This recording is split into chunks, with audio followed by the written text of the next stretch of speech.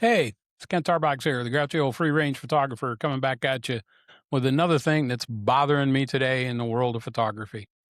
Again, I want to point out these are just my opinions. I'm not the expert. I'm not the law. I'm not the end and means to any of this stuff, but I just want to get out here sometimes. It's a nice place to vent, nice place to rant a little bit. And I'm interested in your opinions. I'm interested in your comments because sometimes I think we need to have these conversations. Today's this one's a touchy one. Exploitative photography. What I mean by this is, I've seen a lot of street photographers in the past, and I do street photography as well. And we're going to quantify this. And I've certainly seen a lot of students, photo students, especially at the college level.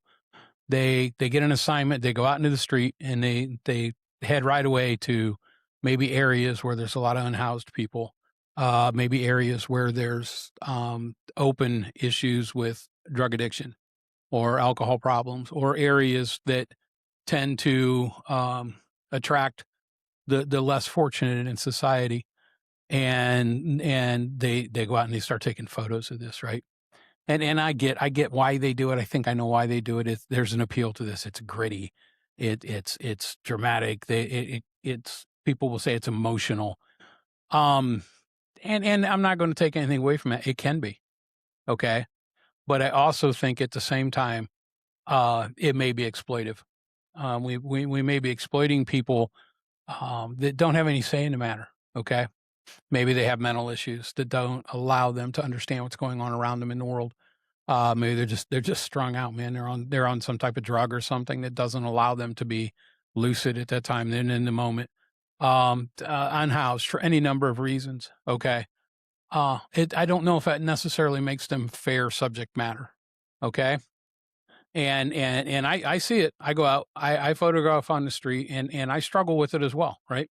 I do a lot. I to not photograph people that are in maybe what I would consider a distressful situation. Okay.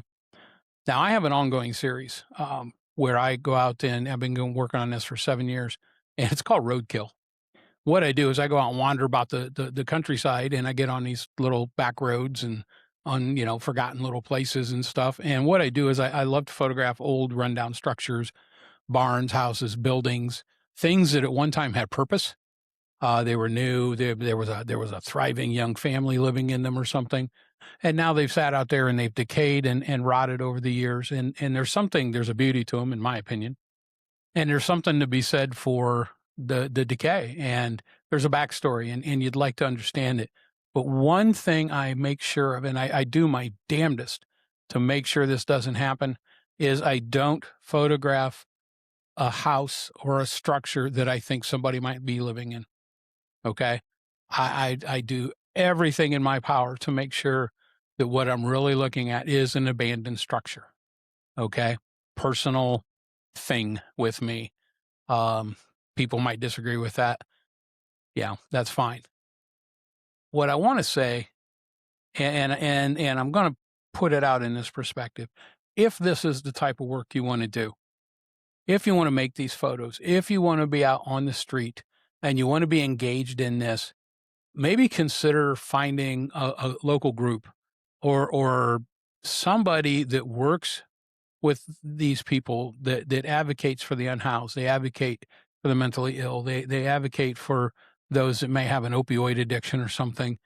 And let's use the images in conjunction with awareness projects. Let's make people aware of what's happening out there. And I'm pretty sure people know, but if you can do something and you can help, maybe that's one way to participate in that type of photography and yet still have maybe a little higher purpose to it. And maybe it's not quite as exploitative, in my opinion. I would certainly like to hear what you have to say about this. I know one thing, if you go out and you're trying to help, this would maybe actually include getting consent. Now, if you go out and you approach somebody and you get consent, okay, I can't argue with that, but I might have a conversation about, did the person really know what they were consenting to? And to me, I guess if your goal is an unhoused person in some pretty bad situations and you're putting it on your Instagram or whatever to get clicks, to get likes, ask yourself why. That's really the end of it right there. If you're going to do this, ask yourself why you're doing it. Maybe ask yourself how you can help. Yeah, this one wasn't maybe one of my more exciting rants, but I think this is a very serious issue. At least it is, in my opinion. So, hey, like it, subscribe it, comment on here on it, and let me know what you think. Free range photographer out here. I'm going to have something to rant about next week, I'm sure. So come on back and find out what it is. Thank you all.